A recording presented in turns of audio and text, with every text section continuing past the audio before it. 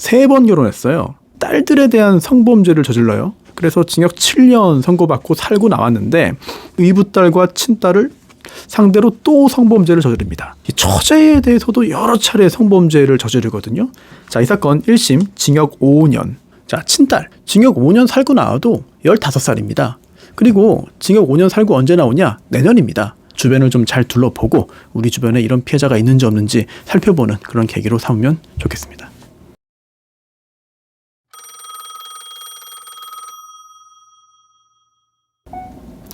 네, 손소 변호사입니다. 오늘은 광주로 가는데요. 대단히 충격적이고 놀라운 사건입니다. 50대 후반의 남성이 있습니다. 그런데 이 남자가 3번 결혼했어요. 그런데 뭐 결혼을 여러 번 한 게 중요한 게 아니라 결혼할 때마다 이상한 행동을 합니다. 자, 이게 뭐냐면 첫 번째 결혼을 해서 딸들이 있었는데 그 친딸들에 대한 성범죄를 저질러요. 그래서 징역 7년 선고받고 살고 나왔는데 또 두 번째 결혼을 합니다. 그런데 더 놀랍게도 이 재혼한 배우자가 전 남편과의 사이에서 나와서 데리고 온 딸이 있어요. 의붓딸이죠. 그리고 또 재혼한 두 번째 아내와의 그 사이에서 태어난 친딸이 있어요. 이 의붓딸과 친딸을 상대로 또 성범죄를 저지릅니다. 그리고 배우자에 대한 폭행도 저지르고 또 더 놀라운 사실은 이 처제에 대해서도 여러 차례 성범죄를 저지르거든요. 참 믿기 힘든 일이죠. 그리고 이게 문제가 되어서 이혼을 했고요. 그 다음에 형사처벌을 받게 되자 또 3번째 결혼을 했습니다. 그러다가 붙잡혀서 재판으로 넘어갔는데 형량이 대단히 낮아요. 자, 이 정도면은 몇 년형이 나올까? 자, 이 사건 1심 징역 5년. 자, 그리고 검사는 전자발찌 부착해야 된다고 주장했지만 법원은 부착할 필요 없다라는 판단을 내렸습니다. 자, 그래서 2심으로 갔는데 2심에서 1심 판결을 파기했어요. 검사는 항소할 때 이거 형이 너무 낮습니다라고 항소했고요. 당시 그 59세 남성 이 피고인은 형이 너무 무겁다라고 항소한 거거든요. 그런데 1심 판결이 파기됐다. 자, 그리고 선고한 게 역시 동일한 징역 5년입니다. 자, 파기를 한 이유가 있는데요.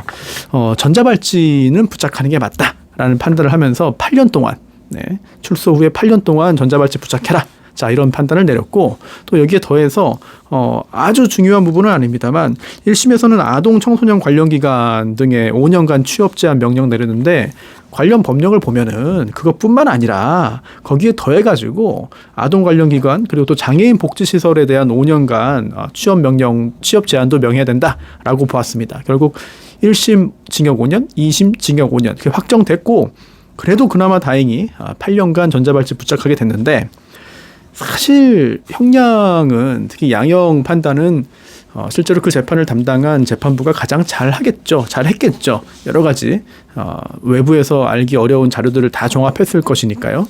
자, 그렇다면 여러분 함께 한번 생각을 해보죠. 이 사건 어느 정도 형량을 선고하는 것이 타당했는가? 1심, 2심 모두 5년이 타당하다고 봤는데 과연 공감할 수 있는가? 이거를 알아보기 위해서는 어떤 범행을 했는지를 자세히 알아봐야 합니다. 자, 1심 판결문의 제일 앞머리에 범죄 전력이 나와요. 네. 자, 이 피고인은 97년 2월 14일에 광주고등법원에서 징역 7년형을 받습니다. 당시 첫 번째 결혼에서 얻은 친딸들에 대한 성범죄입니다. 이제 강간과 강제추행을 여러 차례 범했다고 해요. 7년형을 살고 나왔습니다. 2003년 7월 28일에 출소했는데요. 자, 그 다음에 나와서 한 5년, 4년 반쯤 지난 2008년 1월 5일에 재혼을 합니다. 자, 그런데 한 9년 정도 지난 2017년 12월 13일에 협의 이혼했어요. 네, 협의 이혼했는데 한 4개월 지난 2018년 3월 30일에 3번째 결혼을 합니다. 그런데 이게 정확히 판결문에 그건 나오지 않는데요. 이 3번째 결혼이 정말 정상적인 결혼이냐 아니면 2번째 혼인 중에 벌인 여러 가지 이런 엽기적인 범행으로 인해서 큰 처벌을 받게 되니까 형량을 조금이라도 줄여보기 위해서 급히 결혼을 하고 진지한 결혼이 아니라 결혼을 한 다음에 부양해야 된다, 돈 벌어야 된다, 내가 생계를 책임지고 있다 이런 주장을 하기 위한 것이냐 이런 것까지 좀 따져봐야 되죠. 최근에는 그래서 혼인을 한 다음에 형량을 좀 낮추기 위한 시도를 하는 경우도 있고 또 이러한 남성들과 혼인을 함으로써 국적을 취득한다거나 기타 여러 가지 금전적인 이익을 얻거나 이런 걸 노리는 외국인도 없지 않거든요. 실제로 문제가 되고 있습니다. 또는 구속된 다음에 이제 구치소에 있으면서 혼인신고하는 경우도 있어요. 네. 이런 거는 잘 또 걸러내야죠. 그래서 이 사건의 경우에 2018년 3월 30일에 한 세 번째 결혼의 성격이 뭐냐, 실질이 뭐냐, 판결문엔 나와 있지 않습니다만 약간의 의문은 가질 수 있겠습니다. 자, 그리고 이렇게 재혼한 배우자가 전 남편과의 사이에서 얻어서 데리고 온 딸이 있습니다. 네, 계부녀 관계죠. 그리고 또 7살 어린 또 다른 친딸이 있습니다. 이거는 재혼 관계에서 얻은 딸이고요. 또 처제도 있어요. 처제는 재혼 배우자보다 4살 어린 동생입니다. 그리고 2015년 2월에서 6월 사이에 함께 살았습니다. 자, 이들이 이렇게 함께 살았는데, 아니 그러면 이렇게 결혼도 여러 번 하고 뭐 아이도 많이 낳고, 그리고 또 친딸에 대한 성범죄로 징역 7년 살고 나가지고 또 결혼하고, 또 이렇게 문제가 돼가지고 또 결혼하고, 이거 굉장히 좀 부자 아니냐, 뭐 힘 있는 사람 아니냐. 사실은 이 판결문에 뭐 다 나오진 않습니다만 그렇게 부유한 사람이라고 보기는 어렵지 않는가라고 짐작할 수 있습니다. 왜냐하면 직업이 버스 운전기사인데 이 버스 운전기사 일을 하면서 이 가족들을 다 부양했거든요. 이런 걸 보면 그렇게 뭐 돈이 넘쳐나는 그런 상황은 아니지 않느냐라는 생각이 듭니다. 자, 이제 범죄 사실을 구체적으로 알아보겠는데요. 우선 그 두 딸, 의붓 딸과 친딸에 대한 범행입니다. 우선 친족관계에 의한 강제추행인데요. 2008년 당시 그 담양에 살 때 그 아파트입니다. 그 집 거실에서 당시 8살이던 의붓 딸에게 고구마 튀김 먹자, 튀겨 먹자 이러면서 다가간 다음에 또 이제 끌어안아요. 그래서 바닥에 이제 엎드려 있게 만든 다음에 손으로 이제 양손을 머리 위로 잡아 올려가지고 움직이지 못하게 한 다음에 이제 옷을 벗기고 또 위로 엉덩이 부위에 올라타서 13세 미만의 피해자 의붓 딸을 강제로 추행했습니다. 그게 끝이 아니고요. 4년쯤 후죠. 2012년 7월에서 8월, 날짜는 정확히 기억이 나지 않습니다만 낮 1시에서 2시 사이에 역시 집에서 샤워하고 나온 의붓 딸, 그때 이제 12살이 됐어요. 의붓 딸에게 다가가서 이제 바지 속에 엉덩이로 손을 집어 넣으려고 했지만 12살 된 의붓 딸이 싫다고 소리를 질렀습니다. 그러니까 손으로 의붓 딸을 밀치고 발로 골반 부위를 걷어차고, 자, 이거 역시 13세 미만인 의붓 딸에게 강제로 추행한 것이 인정됐습니다. 자, 그게 끝이 아니에요. 예, 또 있어요. 2014년 일자 미상일, 2년 더 지난 겁니다. 그때는 의붓 딸이 14살이 됐죠. 역시 새벽에 집 거실에서 누워 잠자고 있는 의붓 딸에게 다가가서 다리 쪽에 무릎을 꿇고 앉아서 손으로 가슴을 수에 주무르는 등 피해자를 강제로 추행했습니다. 의붓 딸에 대한 강제 추행 행위가 여러 차례 반복됐죠. 자, 그리고 아동복지법 위반도 있습니다. 자, 아동복지법이 갑자기 왜 나오냐? 아동복지법에는 아동학대가 있는데요. 그뿐만 아니라 아동에 대한 음행 강요, 뭐 매개, 또 성희롱 이런 것들도 역시 처벌을 합니다. 그러면 이제 여기는 의붓 딸과 함께 친딸도 나옵니다. 한번 좀 보시죠. 자, 이 피고인은 2012년입니다. 2012년이니까 당시 의붓 딸은 12살, 그리고 친딸은 5살인 상황인데 이 두 명에게 핀셋을 이용해서 이 피고인의 성기 부위에 있는 흰색 털을 뽑아달라, 이렇게 여러 차례 시킨 거예요. 이거 자체가 음란한 행위죠. 이렇게 아동들에게 음란한 행위를 시키고 또 성적 수침을 주는 성희롱을 한 것이기 때문에 성적인 학대 행위다라고 인정이 됐습니다. 자, 그리고 한 3년쯤 지났습니다. 2015년 말에서 2016년 초인데요. 이때는 그때 그 배우자가 일 때문에 늦게 귀가했어요. 그래서 집에 없는 동안에 자, 친딸한테 여러 차례에 이제 그 목욕을 같이 하자, 이렇게 이야기를 한 거죠. 그러면서 친딸의 손으로 5살짜리 이제 그때 8살이 됐죠. 네, 8살짜리 친딸의 손으로 이제 자신의 이제 겨드랑이, 배, 성기 부위에 비누칠을 해서 씻기도록 했습니다. 이거 역시 피해자인 아동에게 문란한 행위를 시키거나 뭐 이를 매개하거나 아동에게 성적 수치심을 주는 성희롱이죠. 역시 성적 학대 행위가 인정됐습니다. 자, 그리고 이 아내에 대한 범행도 있는데요. 아내에 대한 범행은 성적인 범행은 아닙니다. 성적인 범행은 아니고 이제 그 폭행이 굉장히 여러 차례 이루어졌습니다. 법원에서 인정된 것만 봐도요. 2015년 12월 31일에서 1월 1일 자정 넘어가는 사이에 진짜 그 제야의 종소리 치는 딱 그 시간대인데, 그때 그 재혼 처가 자기 그 친정 어머니한테 자기 흉을 봤다 이러면서, 사위 흉을 봤다 이러면서 누구 엄마한테 다 일렀냐, 또 일러라, 너희 엄마 죽어도 연락하지 마라. 이렇게 소리치면서 손바닥으로 머리를 여러 번 때렸다. 자, 그리고 한 2주 지났습니다. 1월 14일 밤 10시경에 이때 그 성관계 요구했지만 거절당하니까 손바닥으로 또 머리를 여러 번 때렸다. 그리고 그해 10월이에요. 그해 10월에 거실에서 자고 있던 아내한테 다가가서 이제 피해자의 그 이불 위로 올라갔지만 싫다, 저리 가라 이렇게 하면서 손을 좀 휘저었대요. 그리고 그게 이 남자의 뺨을 건드리게 되니까 너도 맞아봐라. 자, 이런 개 XX 같은 년, 더러운 년, 더러워서 안 한다. 이렇게 소리치면서 뺨을 한번 때렸다. 이거 폭행이죠. 그리고 한 3개월 좀 지났습니다. 2017년 1월 중순 밤 10시경에 집에서 아내한테 그동안 있었던 일에 대해서 화해하자.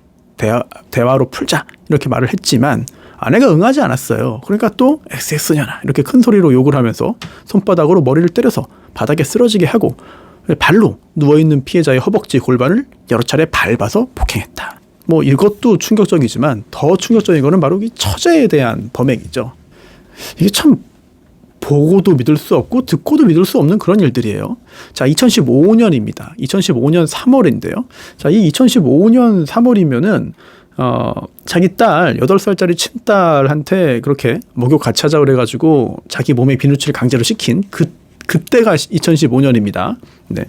자, 2015년 3월에 언젠지는 정확하지 않은데요. 새벽에 그 집 거실에서 잠을 자는 처제 등 뒤에 알몸으로 누워서 껴안으면서 성기를 처제의 엉덩이 쪽에 대고 가슴을 여러 번 만졌다. 친족관계에 의한 강제추행이죠. 자, 그리고 2, 3일쯤 지나서 역시 거실에서 잠을 자는 처제의 등 뒤에 알몸으로 누워서 성기를 엉덩이에 대고 옆구리 사이로 손을 뻗어서 가슴을 만졌다. 역시 친족관계에 의한 강제추행입니다. 자, 그리고 또 얼마 지나지 않은 4월입니다. 4월 오후인데요. 요리를 하는 처제에게 다가가서 뒤에서 껴안고 놀라서 몸부림치는 이 처제와 함께 바닥에 넘어지니까 배 위에 올라타서 손목을 교차시켜 잡아 누르면서 강제로 추행했습니다. 역시 4월인데요. 역시 오후 집에서 또 부엌에서 요리를 하는 처제에게 다가가서 뒤에서 껴안으면서 손을 뻗어 가슴을 만졌다. 이게 다 친족관계에 의한 강제추행이죠.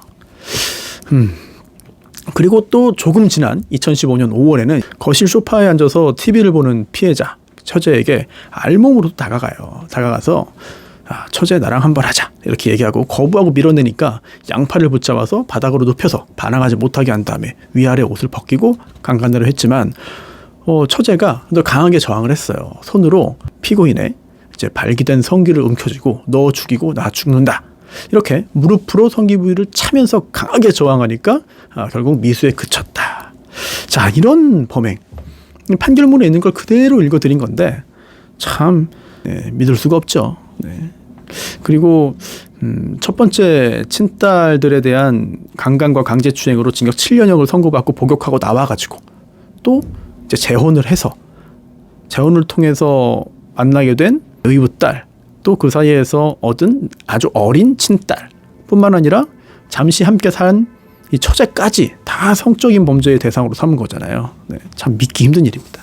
자, 그러면서 검사는 전자발찌까지 차야 된다라고 말을 했는데 법원은 이렇게 봤습니다. 자, 일단 다 유죄예요. 네, 다 인정하고 다 자백을 했습니다. 자, 그리고 또 하나 좀 관심 있게 주의 깊게 봐야 되는 거는 이 남자가 재판받고 구속될 때 59세입니다. 만 59세이기 때문에 나이가 꽤 있거든요. 그런데 집에서 했던 행동 중에 상당히 좀 눈길을 끄는 부분들이 있어요. 이게 뭐냐면 항소심 판결문에 나오는데 평소에 이 의붓딸과 친딸과 함께 살면서 남자에 대한 호기심을 없애기 위해서 성교육을 시킨다. 성교육해야 된다. 뭐 이런 명목으로 이게 팬티만 입고 있거나 아니면 그마저도 입지 않고 있거나 이렇게 생활을 했다고 해요. 네. 정상이 아니죠. 네, 정상이 아니죠. 아무튼 자, 이런 상황인데 법원은 이렇게 판단했습니다.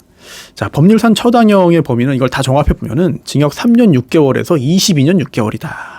그런데 이게 양형 기준을 다 적용해 보니까 이게 결국은 징역 2년 6개월에서 5년이 나오더라. 그래서 그 중에서 가장 중하게 처벌할 수 있는 5년을 선택한 것이다. 라고 보았습니다. 그런데 1심 보면은요, 장량 감경을 했어요. 이게 뭐냐면 두루두루 보니까 이거는 반으로 깎아줘야 된다라는 판단을 한 건데요. 이 부분 자, 그렇게 보는 것이 맞는지 좀 의문이고요.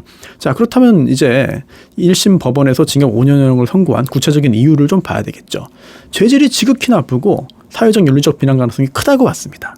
과거에도 친딸을 상대로 수차례 강간했다. 징역 7년 실형 선고받아서 형 집행 다 살고 나왔거든요.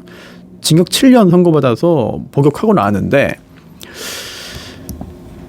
징역 7년 선고받아서 살고 나왔잖아요. 그런데 또 이 사건 범행에 이르렀다. 게다가 아까 말씀드린 피해자 의붓딸과 친딸을 건강하게 성장할 수 있도록 보호하고 양육할 책임이 있음에도 불구하고 부모로서의 책임을 저버리고 나이 어린 피해자들을 왜곡된 욕망의 분출구로 이용했다. 게다가 이 어린 나이에 이 범행을 당한 이 두 피해자 상당한 정신적 충격을 받았을 것이다. 그렇기 때문에 죄책에 상응하는 엄중한 처벌이 불가피하다라고 봤습니다. 자, 그런데 엄중한 처벌이 불가피하다고 하면서 징역 5년을 선고했는데 그 이유가 여기 나옵니다. 다만 이 피고인이 범행을 모두 인정하고 반성하고 있다. 그리고 지금은 두 번째 재혼 배우자와 이혼을 하고 또 다른 피해자와도 함께 살고 있지 않다. 그리고 재범의 위험성이 낮다라는 걸 두루두루 고려해서 징역 5년형을 선고했습니다. 또 그뿐만 아니라 이 전자발찌는 재범의 위험성이 있어야만 이제 부착 명령을 내릴 수가 있거든요. 그런데 1심 법원은요, 과거 범행 전력이나 이 사건 범죄 사실에 비추어 보면 동거하는 가족들을 상대로 범행을 한 것이다. 그렇기 때문에 외부의 불특정 피해자를 상대로 성범죄를 저지르지는 않았다. 자, 이거 굉장히 중요하게 봅니다. 자, 그리고 이 사건 범행의 뭐 경위나 수법, 범행 후의 정황 보면은 비교적 장기간의 실형 선고, 그러니까 5년을 비교적 장기간이라고 본 거예요. 그리고 형집행 종료 후에 보호 관찰이나 뭐 취업 제한 명령, 신상 정보 등록만으로도 재범을 방지할 수 있을 것이다. 그렇다면 전자발찌 부착은 할 필요 없다라는 판단을 내린 겁니다. 자, 그러자 양측이 다 항소했어요. 아까 말씀드린 대로. 자, 그러자 양측이 다 항소했습니다. 피고인은 형이 너무 무겁다. 검사는 너무 가볍다. 그리고 전자발찌라도 부착하게 달라라고 한 것이고 1심 판결을 파기하고 2심에서는 같은 징역 5년입니다만 장애인 복지시설과 아동 관련 기관 5년 취업 제한 명령을 추가했고요. 그리고 전자발찌 부착을 명했습니다. 8년이요. 명했는데 사실 1심 판결에서 그 인정된 것들이 그대로 다 인정이 됐어요. 그렇기 때문에 아주 결정적인 그런 차이가 발생하지는 않았습니다. 자, 그런데 항소심 판결문에서 몇 부분은 좀 주의 깊게 봐야 돼요. 자, 친딸. 자, 이 사건 1심 판결이 2019년 2월에 나갔고요. 그리고 2심 판결이 2019년 7월에 나왔거든요. 네, 그리고 이제 징역 5년이 확정됐기 때문에 내년에 출소합니다. 그러면 친딸은 그래봤자 15살이에요. 결국 다시 친부로부터 성폭력 범죄를 당할 위험에 노출되어 있다. 이 부분을 사실 반드시 고려해야 되고, 그리고 또 예전에 이 남자가 초등학생인 그 친딸들을 여러 차례 강간 강제추행해서 징역 7년 받은 거잖아요. 그런데 또 이 사건 범행을 저질렀습니다. 그렇다면 또 재범 저지를 수 있는 거 아니냐, 그렇게 보는 게 맞다라고 하고 있고요. 또 보호관찰소에서 여러 가지 질문을 하고 답변을 얻어서 판단 자료로 쓰는데 그 청구전 조사서에 보면은 이 사건을 의식해서인지 성과 관련해서 매우 방어적인 태도를 보였다. 뭐 일부러 그렇게 좀 뭔가 진실되지 않은 반응을 보였다는 취지로 이해가 됩니다. 특히 소아 청소년 기호증, 뭐 성적 가학증, 이렇게 그 일탈적인 성적 관심에 대한 질문을 했더니 여기에 대해서 부인하는 태도를 보였어요. 뭐 당연하겠죠. 자, 그런데 이게 그 한국 성범죄자 위험성 평가 척도, 이거 평가해 보니까 이게 총점이 15점인데 이게 그 재범 위험성이 높음 수준으로 나왔습니다. 자, 뭐 PCR 결과는 9점으로 재범 위험성 중간이거든요. 그 두 개를 종합해 보면은 재범 위험성이 충분히 있는 거 아니냐라고 볼 수 있는 것이고, 그리고 이 피고인이 어디에 사는지, 피해자가 어디에 있는지도 대단히 중요한데요. 2018년 3월 30일에 재혼하면서 전남 담양에 주민등록을 했습니다. 자, 그러다가 이제 이 사건 문제가 터지고 나서 아버지가 있는 광주로 이제 옮겼거든요. 자, 그런데 이 피해자들은 여전히 담양에 있습니다. 그렇기 때문에 그렇게 멀지가 않아요. 네, 이런 걸 종합해 보면 충분히 재범의 우려, 재범의 위험성이 있다는 겁니다. 결국 전자발찌 부착 명령이 나왔고 2심에서도 징역 5년이 유지가 됐잖아요. 양형의 이유는 뭐 1심과 대동소이합니다.